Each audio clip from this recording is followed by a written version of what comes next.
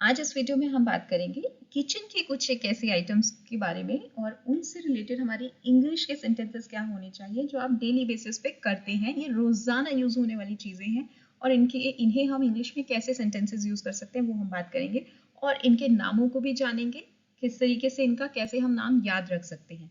तो सबसे पहला हमारा आता है ये, इसे आप सब पहचानते होंगे, चाय छानने के लिए हम इसे यूज करते हैं, इसे कहते हैं छलनी। तो अब छलनी है, छानने के लिए यूज हो रही है, छानने की इंग्लिश होती है स्ट्रेन, यानी कि छानना। तो अब छानने के काम क्या आ रहा है, वो है स्ट्रेनर, स्ट्रेन करने के काम आ रहा है, तो हम इसे कहते हैं स्ट्रेनर।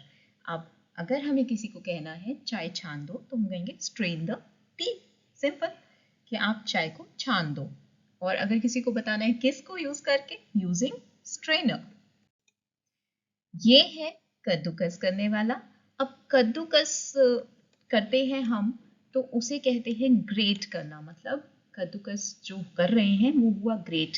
एंड किससे कर रहे हैं, ग्रेटर से, ग्रेटर से हम करते हैं कद्दूकस। तो अगर हमें बोलना है कि आलू को कद्दूकस करना है तो हम कहेंगे ग्रेट दी पोटैटो, कि पोटैटो को ग्रेट कर दीजिए, कद्दूकस कर दीजिए। ये है, पहचानते ही हैं आप सारे, स्लाइसर है ये। स्लाइसर माने छोटे छोटे राउंड राउंड एकदम बारीक और एक समान ये पीसेस करता है, इसीलिए हम इसे कहते हैं स्लाइसर। स्लाइस का मतलब क्या होता है आप सभी जानते हैं ना, पीस मतलब टुकड़े, बराबर एकदम बराबर टुकड़े जब हैं तो वो है स्लाइस। और उन बराबर टुकड़ों को जो चीज कर रही है, जिस आइटम को हम यूज कर रहे हैं, वो हो जाएगा स्लाइसर। अब हमें कहना है कि खीरे को स्लाइस, बारीक टुकड़ों में काट दीजिए, हम कहेंगे स्लाइस दी क्यूक्यूम्बर। इस स्लाइसर को यूज करते हैं हम स्लाइस करने के लिए। उसके बाद दही जमाना, हम सब जानते हैं दही जमाने की इंग्लिश क्या होगी, सेट द कर्ड। अगर हमें किसी को बोलना है कि मैंने दही जमा दिया, हम कहेंगे I have set the curd. तो I I have set the curd, set the curd हुआ दही जमाने की इंग्लिश आपकी। अब ये जो आप देख रहे हैं ये आप सब पहचानते हैं, इसे हम कहते हैं आटे की लोइयां। लोई को इंग्लिश में कहेंगे, इन आटे की लोई को हम इंग्लिश में कहते हैं डो बॉल्स, डो बॉल्स।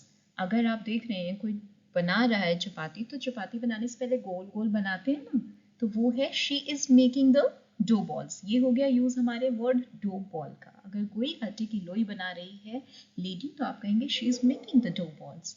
अब आटे को इंग्लिश में क्या कहते हैं, ये आप लोग बताएं प्रोनाउंस करके, किस तरीके से प्रोनाउंस करते हैं।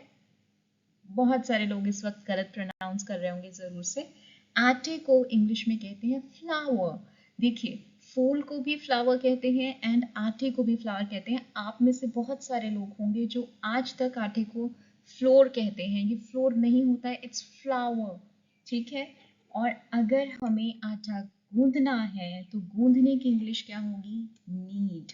जब हम गूंद रहे हैं तो उसे नीड कहते हैं। तो अगर हमें कहना है कि आटा गूंद दो तो नीड द डो, आटा गूंद दो। अब इसमें आपको 3 वर्ड्स मिलने वाले हैं इस एक फोटो में। तो सबसे पहले जो ये है, ये हमारा होता है रोलिंग बोर्ड, यानी कि चकला जिसे हम कहते हैं।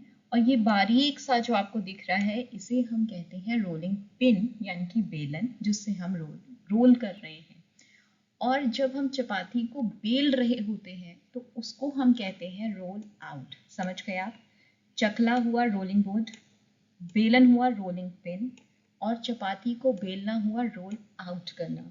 तो अगर चपाती बना रहे हैं बोलना है तो बोलेंगे she is rolling out the chapati, she is rolling out the chapati, वो चपाती बना रही है। तो बेलने को रोल आउट कहना है आपने आगे से। इसे तो आप सब पहचानते होंगे। स्क्वीज करना मतलब उसको दबाकर उसका जूस निकालने का काम कर रहा है ये, तो स्क्वीज वो हुआ। और क्योंकि वो स्क्वीज कर रहा है इसलिए हुआ स्क्वीजर।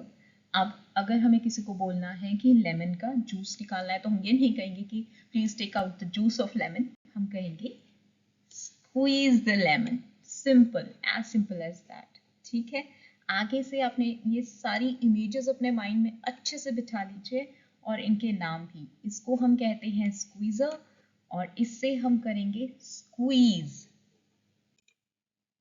अब ये है पीलर, जिससे हम पोटैटो पील करते हैं, बॉटल गॉर्ड पील करते हैं, और भी बहुत सारी वेजिटेबल्स हैं जिनको हम पील कर सकते हैं। ये पीलर है।